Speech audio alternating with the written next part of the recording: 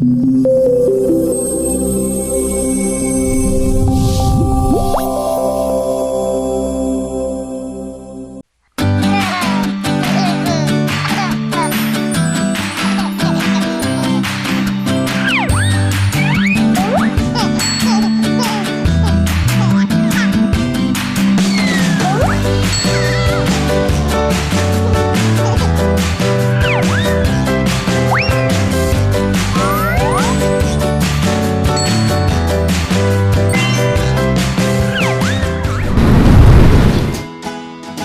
นใจลงโฆษณากับรายการดวงใจแม่โทรเลย030 505 8686 020 5511 8887 020 56800 555สบายดีท่านผู้ชมสบายดียินดีต้อนรับเข้าสู่รายการดวงใจแม่สบายดีแม่นิ่งสบายดีแม่ดีเจ้าต้องเป็นแบบอย่างไหนเจ้าเป็นแบบอย่างแล้วมื้อนี้เฮาก็มาอยู่แบบว่าทั้งกลางเนาะสุดผ้าไหมอันงดงามนิ่งเคยเห็นสุดผ้าไหมแล้วเจ้านางดีๆแม่นุ่งสุดใหม่ได้นี่โมเมนต์เคยเห็นแล้วเคยลืมตู่เห็นสุดงามๆจังซี่น่ะเอาผัวอีกเทื่อนึงไอ้ดำแล้วสิค่ะค่อยโมเมนต์ก็หมายเอาแล้วหั่นแหละแต่ว่าจัดอีกเทื่อนึงจัดแม่จ้าเนี่ยได้กินตอนอีกไปถ่ายไปงานเจ้าเด้อดเอาอันนั้นอดทนคือสิแม่นหาออกแบบใหม่จักซาแบบเพิ่นเอาเด้อผู้ใดรับชมอยู่สิมาขอกับเขียวมาซะเด้อโอ้ขายแนวนี้เลยค่ะใจเย็นๆใจเย็นๆเนาะเขาจะฟ้าไปเป็นนักธุรกิจเถื่อเพราะว่ามื้อนี้เฮาหนีสิมาโอ้มาลมนี่เป็นแม่คนเก่งเป็นนักธุรกิจผ้าไหมผ้าไหมทั้งขายทั้งภายในขายทั้งต่างประเทศเด้เพื่อนจะมีการแบบที่ว่าคอนเนคกับลูกค้าเนาะทั่วถึงว่าซั่นซะว่าแต่ออเดอร์มาเจ้าสิอยู่จุดใดมุมใดไปซะนี้ไปถึงค่อยจัดให้วิธีการส่งไปเลยบ่ส่งไปเลยเชื่อส่งอย่างนั้นส่งอย่างเอาแจกยาให้ไปท่านผู้ชมขึ้นหลายใครว่าจ้างกันแล้วพาท่านผู้ชมขึ้นเอาล่ะว่ากันอยู่นี่สิบ่ได้ไปพ่อเพิ่นจักเทื่อเนาะเอาเป็นพาเฮาไปพบไปพ่อไปโอ้ไปล้มเพราะว่าเพิ่นเป็นนักธุรกิจเนาะยังสาวว่าได้เลยว่ายังสาวเนาะและลูก2บนเสืออันค่อยเห็นน่ะลูกบ่เคยเดียวว่าน้องสาวน้องซ้ายเพิ่นลูกหวะนั่นแหละจึงค่อยพามาโอ้มาล้มมื้อนี้เนี่ยจะพามาฮู้จักไปซะฮู้จักดีกว่าค่อยจะได้ถามเคล็ดลับเพิ่นนำนี่ไปซะเนาะไปพ่อกับเพิ่นกันเลยท่านผู้ชมและตอนนี้แม่คนเก่งคนน่านทีพวกเขากล่าวถึงกับนั่งอยู่ทั้งข้างๆแล้วสบายดีสบายดีหลานน้อยน้องสาวกับน้องซ้ายเพิ่นวะน้องสาวกับน้องซ้ายจะกับเบิ่งหน้าตาเพิ่นได้แม่เห็นบ่น้องสาวอยู่ตลาดบุ้ยไผ่พูดนี่ว่าครอบครัวแล้วเลยโกกพาน้องๆมาเข้ารายการวันนี้นะเจ้าเลยโกกเข้าเลยเจ้าขอได้ดอกมือหนึ่งเนาะเอาเป็นว่าอยากให้แนะนำตัวเองเนาะยังเป็นทางการกันก่อนให้ท่านผู้ชมรู้จักกันตื้มเจ้าสบายดีเนาะข้าพเจ้าเองมีชื่อว่าดาวเฮืองเจ้าห้องสั้นได้หลายคนรู้จักเป็นดาวก็ได้ดาวก็ได้แล้วกันเราเนาะดาวก็ดีเนาะกันมาซัพพอร์ตรายการเขานี่ก็คือดาวเฮืองเนาะหรือว่าหลายๆคนนี่คุณซื้อ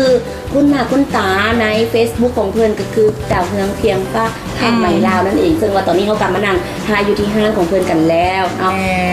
และนอกจากเมดาวเฮืองเอื้อยด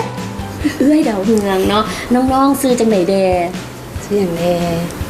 นี่เพียงฟ้าอันนี้อันนั้นโอ้ซื้อผู้นี้เพียงฟ้าผู้นี้เป็นซื้อห้านผ้าไหมเพิ่นเลยแม่นบ่มาจากผู้นี้เอาแล้วผู้นี้น้อยใจที่บ่ดอกบ่เป็นหยังเพื่อธุรกิจหน้าสิใส่ซื้อ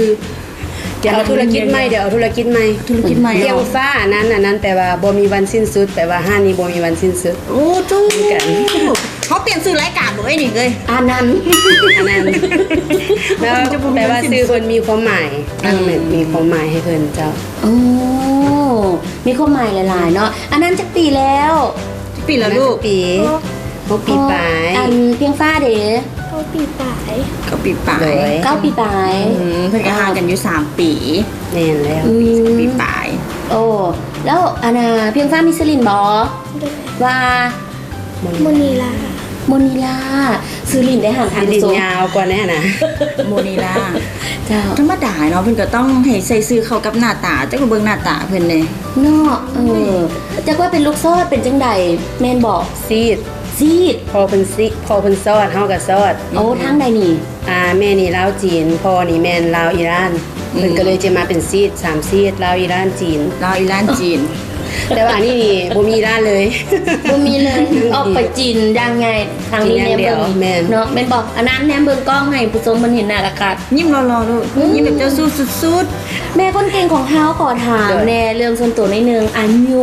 ก่อนปัจจุบันนี้แนมเห็นแล้วเบิ่งคือบ่เป็นแม่ แต่ว่าหลายๆคนต้องสงสัยว่าแม่นแท้สมบ่หรือว่าเอื้อยอีหลีบ่หรือว่าแม่จังซี่น่ะอายุเท่าใดเดี๋ยวนี้ เป็นอายุขอบอกแต่หลักมาเนาะรัก3แล้ว 3ไปหน่อยนึง 3บ่หลาย ๆ3ต้น 3ต้นหน่อยนึงแม่น พอดีงาม3ต้นๆตอนนี้น่ะกำลังหาวหัน มันได้ที่บ่งบอกว่า3ต้นๆแล้วห่าวหัน คงบอกย้อนว่าข่อยก็3ต้น ไอ้หนิงมันจะปลายหลายแล้วบอกข่อยว่า แม่ นะ สิเข้าเลข4แล้วบ่นี่ เอ้า อย่าเว้าดังเนาะ บ่ได้ว่าเบิ่งหน้าก็ยังคือ30อยู่ได้ล่ะ เอ้ ว่าหวนนางต่อได้ซะนะ ธุรกิจกับลูกๆนี่อะไรเกิดก่อนกัน ลูกเกิดก่อน ลูกเกิดก่อนได้ลูกก่อนจึงค่อยมาเริ่มต้นเฮ็ดงานเนาะ แม่นแล้ว อ๋อ เบิ่ง แต่ว่า ลูก แต่ว่าเดี๋ยวก่อนที่จะเข้าไปหาเรื่องเจาะลึกเรื่องลูกเพื่อนเดี๋ยวขออนุญาตถามเรื่องธุรกิจเพื่อนน้อยหนึ่งก่อนดีกว่าเนาะคือมันบอกมาว่าณปัจจุบันก็คือธุรกิจนี่เกิดก่อนลูกๆ แล้วเปลี่ยนคือเลือกจับธุรกิจเป็นผ้าไหมลูกๆเกิดก่อนแล้วเปลี่ยนเขาคือเลือกเป็นธุรกิจเป็นผ้าไหมจริงสิ กะย้อนความหมักความห่างเนาะก็จึงค่อยๆเทละหน่อยมาจนปัจจุบันนี่ก็กลายเป็นห้างผ้าไหมเพียงฟ้านี่เจ้า อ๋อจากผมหมักส่วนตัวหมักใส่อยู่แล้ว ใส่ไปใส่มามันหลายขายซะเพิ่นว่า เอาตัวใส่แล้วมาขายได้บ่ ก็หยอก โอ้ก็เลยเลือกที่ว่าจะจับเอาเป็นตัวนี้เนาะมา โดย เฮ็ด นั่นแหละ ห้านและซึ่งว่าทำเลห้านของเพิ่นนี่ก็สร้างแบบว่าได้เหมาะเจาะเนาะก็คือแคมทางแคมถนนใหญ่เนาะเฮ็ดให้สะดวกสบายต่อคนมาแวะและนอกจากนั้นยังมีส่งออกอีกเด้ แม่น ส่งเนาะปัจจุบันนี้ส่งไปไซแดง กะที่ลักๆเลยกะแม่นอเมริกา อืม แล้วก็ออสเตรเลียเจ้า อืม ที่ว่าออกนอกต่างประเทศ เนาะ การส่งออกหมายถึงว่าเฮามีห้านมีตัวแทนอยู่พุ่นหรือว่ามีคนรู้จักที่เพิ่นอยากหับไปจำหน่ายต่อให้คนลาวที่ ก็ เพิ่นกินมาผักเลย สลายจะเป็นลูกค้าที่ลูกค้าคนลาวให้แหละที่ว่าไปอยู่ต่างประเทศเจ้าจะออเดอร์เข้ามาก็มีหลายลูกค้า ก็แม่เนาะ คนลาวอยู่ต่างประเทศหลายเพิ่นก็ยังรักษาวัฒนธรรมของลาวเฮาอยู่เพิ่นก็ยังมันจะมีวัดมีหยังเพิ่นก็ยังนุ่งถือสิ้นไหมผ้าเบียงหยังแบบของคนลาวเฮาอยู่ก็สินะเพิ่นก็เลยสั่งไปใส่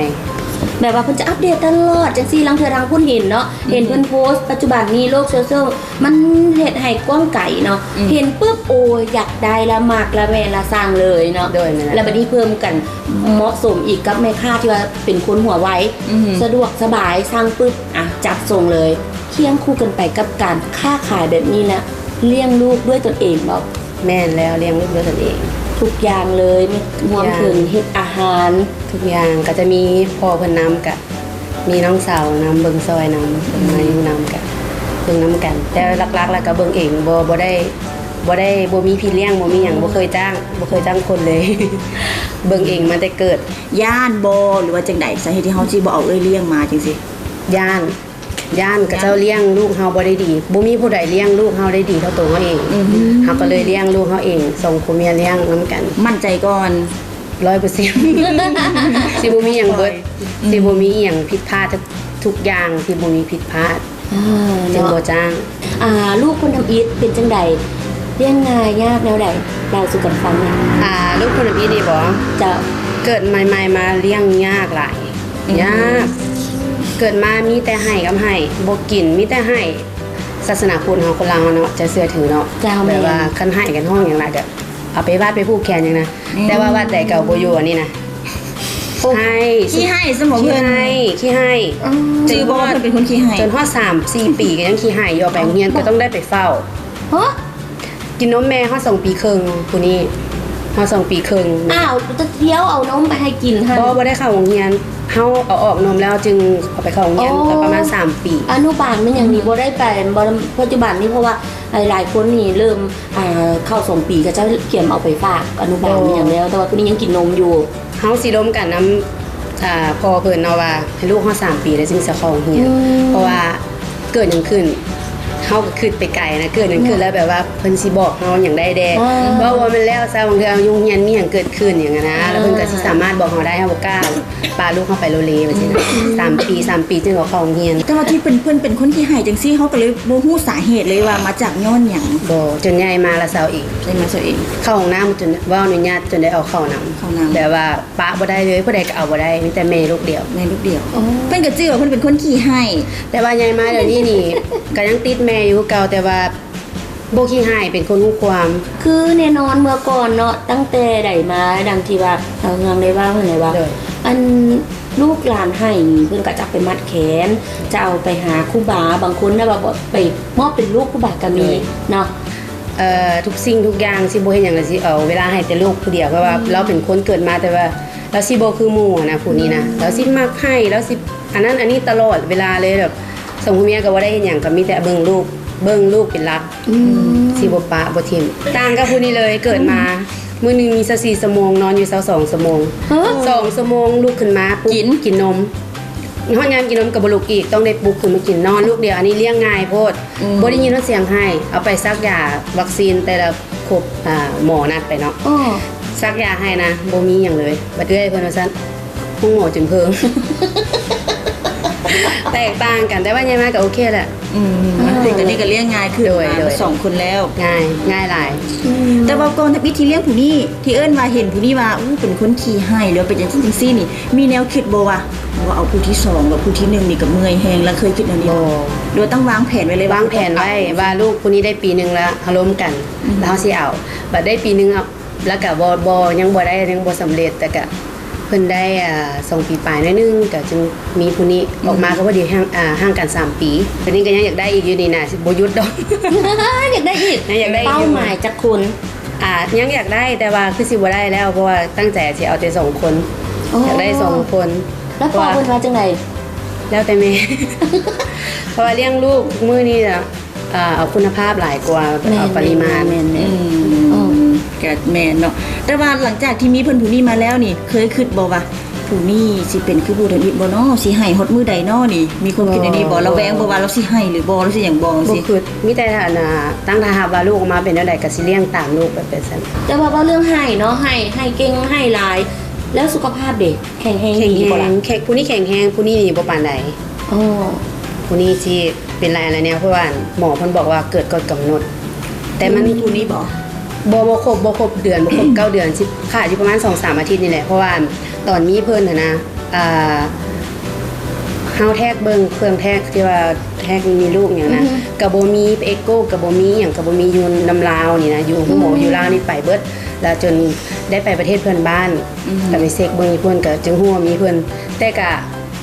ไปฮู้หมอนึงอันเพิ่นนั่นคิดว่าบ่แม่นบ่มีลูกคิดว่าฮอบเดือนมาบ่ปกติแล้วเพิ่นก็เลยเอายาไหลเลือดให้กินเนาะโอ้แม่นแล้วเอายาไหลเลือดให้กิน9 มื้อแล้วเฮาก็กินไปแต่4 มื้อแล้วเฮามีความรู้สึกว่ามันบ่แม่นเฮาต้องมีลูกว่าซี่นะ โอ้ กะไปกวดเบิ่งกะพอดีมีลูก แม่นมีหลายคนบอกว่าเด็กที่เกิดก่อนกำหนดนี่เพิ่นจะมักมีไอคิวสูงเพิ่นจะแบบดื้อแบบว่าจังได๋ว่าคือแบบคือให้เปิดก็สิว่าแม่นคืออยู่ละล่าบ่เป็นแล้วจะมีความสลาดจะมีความกระตือรือร้นแบบอยู่ซื่อๆบ่ได้หั่นนะ ให้ปืนให้ปลาอย่างนี้แล้วมันยังมาต่ำทางนี้ได้ อันนี้กับโบเต็มคือกันโบทวนเดือนคือกัน บ่ว่าบ่เต็มไก่ที่บอก ตอนนี้เห็นกายแล้วตอนนี้แต่ตอนเกิดใหม่เห็นเป็นโบทวนเดือนเนาะ เข้าใจผิด เขาแทกกันอะไรเขาแทกกันเขาคือกัน เดี๋ยวนี้สลาดโคตรเนี่ยได้เป็นที่หนึ่งตลอดอันนี้หัวการค้าแต่น้อยฮู้จะค้าขายอย่างแต่น้อย มีแวว เลือดเมแหงที่บอก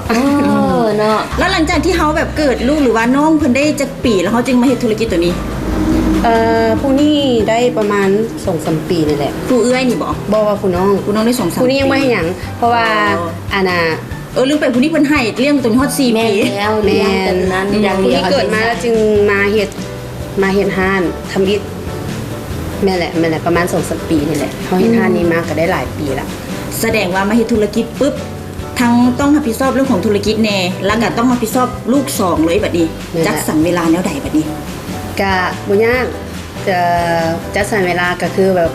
ตื่นมาก็จะตื่นก่อนโมงเนาะเตรียมตัวให้ลูกไปโรงเรียน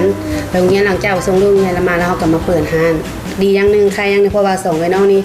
เฮาก็บ่ได้คอยยุ่งน้ำอย่างหลายเพราะว่าฮอดโมงมาแล้วเพิ่นสิตื่นเองแล้วเพิ่นก็สิแบบเตรียมตัวไปโรงเรียนเองเฮามีแต่หน้าที่ไปส่งซื่อๆแล้วก็มา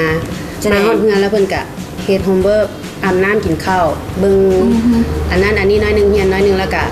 ฮอดโมงนอนก็นอนแบบนั้น ก็ง่ายๆคือแบบว่าภาษาในบ้านกับฮู้ควมคนคำฮู้เนาะดีได้นี่นะก็เริ่มต้นจากแม่พอปลูกฝังพาเพิ่นเฮ็ดเพิ่นจังค่อยได้เฮ็ดน้ำต่อเนื่องมาเรื่อยๆเนาะอยู่บ้านน้ำกัน มีงงแงมีดื้อใส่กันมีกวนกั กัน นไว้น้องเนี่ยวะ โดย ผู้นี้สิมักกวนเลย โอ้ ซุปเปอร์เราซื้อลิ้นเราซื้อมาริโอเนาะซุปเปอร์มาริโอ ขี้ดื้อที่หนึ่งเลยอันนี้มักซูซีน้อยหนึง โอ้ มักซูซีเอ้ยสิบ่ค่อยนั่นน่ะปานใดดอก แต่ว่าอยู่เฮือนก็มีอยู่พี่เถียงกันน้อยหนึงตามภาษาเด็กน้อยนั่นแหละแต่ส่วนหลายก็เจ้าก็สิมักอันนี้มักเสิร์ชเบิ่งกับเจ้าทักนั่นทักนี่เฮ็ดนั่นเฮ็ดนี่ผู้นี้น่ะผู้นี้ก็จะเฮียนก็จะมักเฮียน แต่ว่าบ่เฮียนบ่จำเป็นต้องเฮียนหลายแต่ว่าเราก็เป็นเราเองอะนะ แบบก็หมายว่าคิวเราดีเนาะคิวเรา แต่ผู้นี้มักเฮียนนั่นนี่ผู้หญิงหั่นแหละกุ๊กกิ๊ก ได้ฟ้ากันอยู่ห้องใดแล้ว ปอซีขึ้นปอห้า บ่สิขึ้นป .5 แล้วเฮียนเก่งบ่ บ่ไปเลย บ่ทันใด เพราะดังๆในลูกท่านผู้ชมจะได้ยิน โอ้อันเพียงฟ้าพ่อกับแม่นี่มันไผมักให้ บ่เลยลูก เป็นอย่างแม่คือให้สมมุติว่ายกตัวอย่างเป็นอย่างแม่คือให้จังซี่ แม่หัก แม่หัน แม่สอนให้เขาบ่ ลืมแล้วสิเล่าอย่าง ความบ่ดีเพราะว่าตอนใหญ่มาถ้าเฮ็ดความบ่ดีหั่นน่ะละเอาสิได้เข้าคุกแม่บ่อยากให้เขาเข้าคุก เฮ็ดดีควรอายบ่หรือบ่ควรอายเฮ็ดดีควรอายบ่คันเฮ็ดบ่ดีเด้บ่ควรเฮ็ดมันบ่นี่จบหลายบ่จริง เพิ่นอยากย้ำเพิ่นอยากเว้า สอนลูกปันเปิดเครื่องรีคอร์ดคุณตอนนี้นะ เป็นอัตโนมัติเลยเจ้าสิฮู้ว่า โอ้ อันใดเป็นอันไหนบ่ถ้าก็บอกบ่ยากหลาย แต่อย่างน้อยก็คำศัพท์นักแน่น้อยหนึงเนาะเพิ่นยังบ่ทันฮู้ความแต่ว่าเดี๋ยวนี้เพิ่นก็ฮู้ความแล้วเว้าได้เทื่อนึง2เทื่อแล้วก็เพิ่นก็จื้ออันใดดีสิบอกเพิ่นตลอดว่าคันเฮาเฮ็ดดีนะเฮาบ่ต้องอายเฮากล้าแสดงออกโลดบ่เป็นหยังแต่ว่าเฮ็ดบ่ดีบ่ควรเฮ็ดคันได้เฮ็ดลงผิดไปแล้วก็ควรผู้มีจิตสำนึกที่อายแล้วก็บ่เฮ็ดอีกต้องฮู้จักขอโทษแม่นเพิ่นหักสิฮู้ว่าคันแม่นยามใดที่ว่าเพิ่นเฮ็ดผิดเพิ่นสิฮู้โตโลดแล้วเพิ่นสิเข้ามาขอโทษสินบเลย ว่าขอโทษแต่สิบ่เฮ็ดอีกว่าซี่นี่นะ อ่าแล้วเวลาอันนั้นกวนเอื้อยเด้ถึกบอนั้นน่ะ ด่า บ่ถือแต่ก็ยังมักกวนม่วนเอ้ยนะแพงน้อง ก็เพิ่นก็เอาน้องซอยเป็นบ่ ซอยไปโรงเรียนนี่แม่นเพิ่นรับผิดชอบเลยเฮาบ่ได้เฮาสิบอกเพิ่นบอกว่ามีแต่2ไอ้น้องให้ฮักกันบ่ให้ผิดกันเวลาออกไปแบบบ่มีพ่อบ่มีแม่ก็ให้เบิ่งแยงกันจังซี่นะเวลาไปโรงเรียนก็เวลาพักเรียนเนาะตอนสวยบ่ตอนเพราะว่าเอาไปโรงเรียนตอนเช้าแล้วตอนแลงจึงสิไปหาเดี๋ยวมันเป็นกินข้าวอย่างนี้หั่นเลยนะพอยามเลิกเรียนมาล่ะแล้วก็บ่ค่อยไปเล่นน้ำหมู่ดอกเราสิเบิ่งแต่น้องเราถึงว่าสิเล่นแต่น้ำหมู่แล้วก็สิแนมเบิ่งน้องเราตลอดเพราะว่าแม่นี่เป็นคนคิดหลายนะสิไปรักเบิ่งลูกตลอดขั้นวางน้อย1 2คนเมียนี่สิไปจอดรถแม่อยู่หน้าโรงเรียนแล้วเข้าไปเบิ่งอยู่นั้นรถว่าลูกเฮาสิเรียนจังใดลูกเฮาสิอยู่แบบใดครูอาจารย์ให้บ่แบบซี่นี่นะถ้าสมมุติว่ามีหยังผิดสังเกตอันหนึงเฮาก็เข้าไปบอกหน่วยการเดี๋ยวนี้ครูสิสั่งเบิดแล้ว แล้วไปสังเกตจับผิดกับเจ้าหลายแบบว่าเบิ่งว่าเป็นจังใดอีหยังนะแต่เพิ่นก็สิเบิ่งน้องเพิ่นคันมื้อใดเพิ่นอยากไปเล่นก็บอกน้องเพิ่นว่ามื้อนี้ก็ขอไปเล่นเด้อโอเคน้องให้ไปแล้วก็ลิ้นน้ำมูอยู่แต่ว่าสายตานี่ยังเบิ่งน้องอยู่ เพราะว่าสิไปสังเกตเพิ่นอยู่โรงเรียนเด้แม่บ่อยู่ก็ให้เพิ่นกินให้น้องกิน โอ้ให้คุณกินเป็นแล้ว กินก็เป็น เฮ็ดหยังแน่ เป็นหยังไงลูก เขาพัด ข้าวผัดกินไข่ตามสไตล์เด็กน้อยเพิ่นนั่นแหละ จริงใคร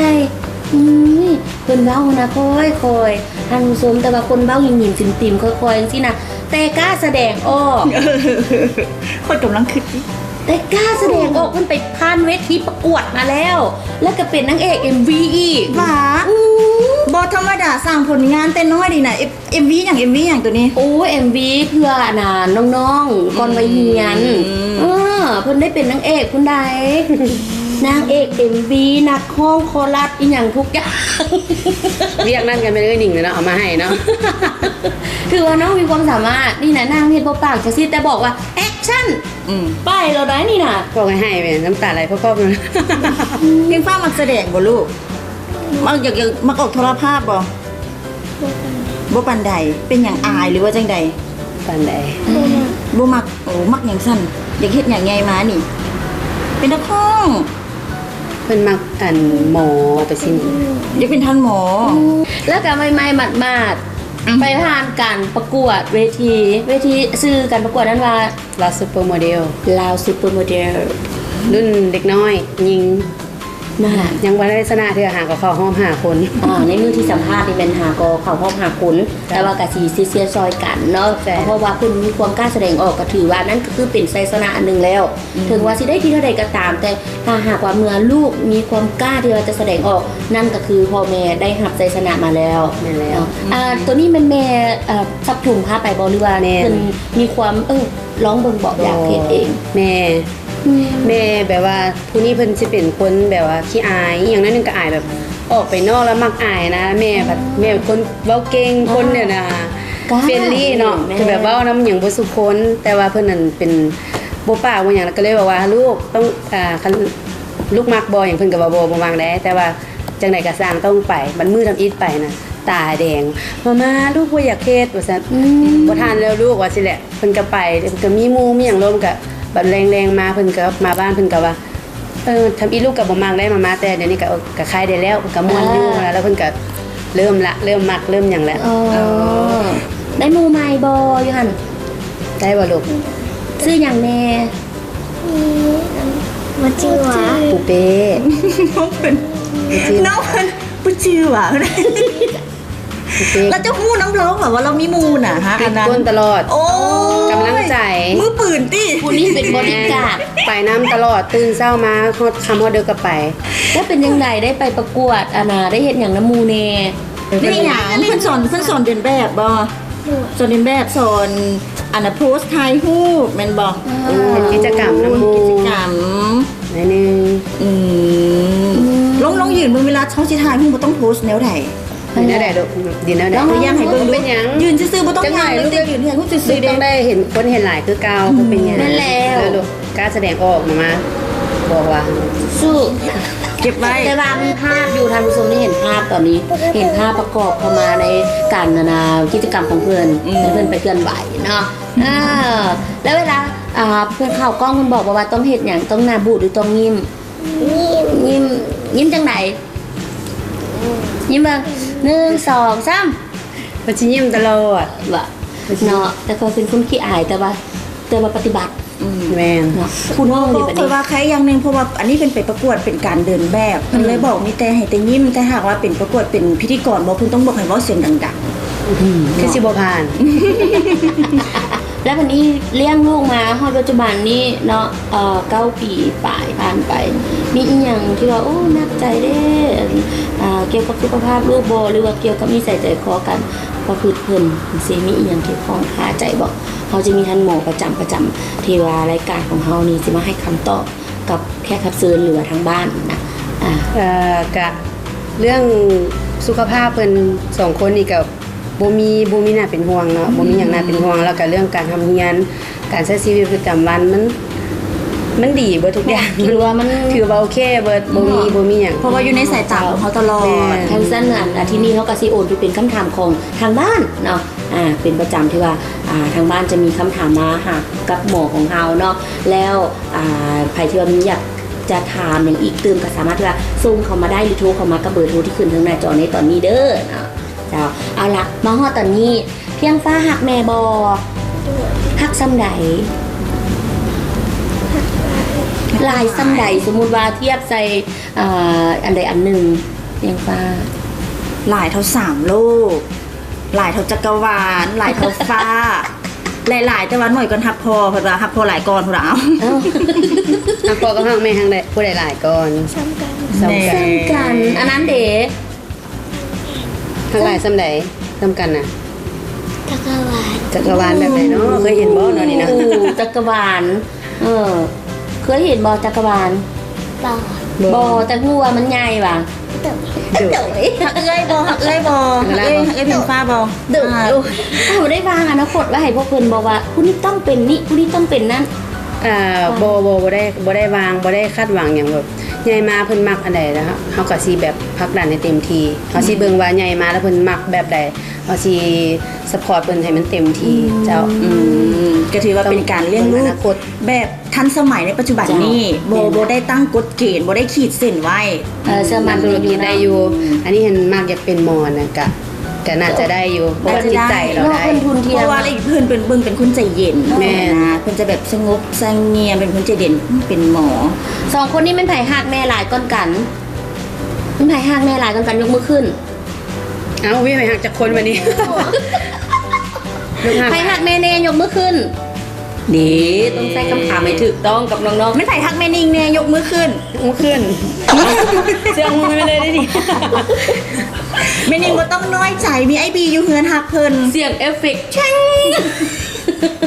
เอาพันนั้นไผ่หักแม่แน่หอมแก้มแม่ให้เบิงแน่ อุ้ย ขี้อายวันนั้นนะว่า แล้ว ดาวและน้องอันนี้ก็เป็นอีกหนึ่งครอบครัวที่ว่าส่งความสุขมอบความอบอุ่นให้กันกับท่านผู้ชมและกับพวกเราได้มาสัมผัสด้วยตัวเอง ในอาทิตย์นี้เนาะและแน่นอนเป็นไผที่ว่ามีครอบครัวที่อบอุ่นส่งกันเข้ามาได้เนาะส่งรายชื่อหรือว่าแนะนำกันเข้ามาได้ตื่มอีกเด้อสำหรับมื้อนี้ก็ต้องขอบใจกับแม่ดาวเฮืองเซิงว่าได้มีบทเรียนหลาย ๆ อันมาแนะนำถึงว่าจะเลี้ยงลูกแบบสมัยใหม่เนาะแต่ว่าก็ยังในหั่นเพิ่นยังมีการบอกสอนและการให้ลูกกันรู้จักหักแพงกันคือว่าเป็นแม่สมัยใหม่ที่ควรเอาเป็นแบบอย่างมื้อนี้ขอบใจหลายๆเด้อ เจ้าขอบใจหลาย เจ้า แต่อยากบอกว่าที่ขาดโบได้ในตอนนี้เนาะถึงมาสามแม่ลูกเพิ่นนางยิ้มอยู่นี่ แต่พอเพิ่นยืนหัวยุ่มๆอยู่ข้างหลังกล้องอยากให้เห็นเด้ ขี้อายโบค่อยมากออกก่อน กิ อยู่ จ เบื้ กร อ รม งหลังอยู่เบื้องห ส ลั ม ง มติว่าเวลาว่างนี่เพิ่นมาแค่อย่างกันพอลูกเพิ่น เล่นเกมโอ้นี่ แต่แล้ว โป เขาต้องวัด โป ไอ เลย คิว วัด IQ หัวโปเลยเกมนี้โอ้ย แต่ว่าแบบลิ้นมาโดนไปได้ก็สร้างซิลินเดือนหนึงนี่เกมตัวนั้นนี่สิบ่ผ่านลูกชายลิ้น2มือนี่ผ่านรถ ดี โห ดี สมพอ ต้องเข้าใจว่าลูกต้องได้ยินทั้งพ่อทั้งแม่เด้ เนาะ ผสมกันเด้แล้วก็ต้องเป็นสลัดกันพ่อกันแม่อยู่แล้ว เนาะ เด้ พอมีแต่ซอดมาทำนี่เนาะลูกได้จีนมาตืมอีกแบบนี้น่ะดิ แต่ว่านั้นเวลาว่างอยู่บ้านส่วนหลายคันมีเวลาก็จะพาลูกออกไปเฮ็ดกิจกรรมนั้นนึงนี่ตลอดแบบสิมีมื้อพักของครอบครัวสิพาลูกไปลิ้นไปเที่ยวแบบสิไปกินข้าว ครอบครัว รีแลกซ์ว่าสั้นส ไป บาย แล้วเนาะเอาสละกันซะละไปรีนไปเที่ยวใส่กระยามาแล้วอย่าลืมสปารักษาความสวยความงามทั้งแม่ทั้งลูกบนครอบครัวกันได้เลยเนาะก็มีของขวัญจากมิสตี้มามอบใหม่เด้อสำหรับวันนี้เนาะ จ้า เจ้า จะไหนล่ะ คือสุดสปานั่นเองเอาละท่านผู้ชม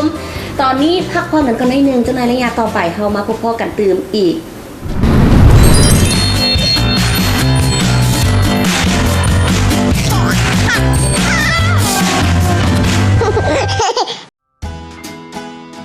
สนใจลงโฆษณากับรายการดวงใจแม่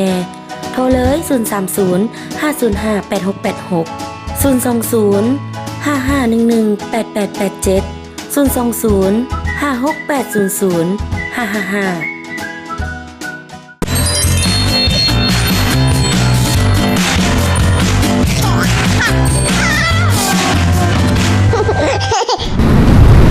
สบายดี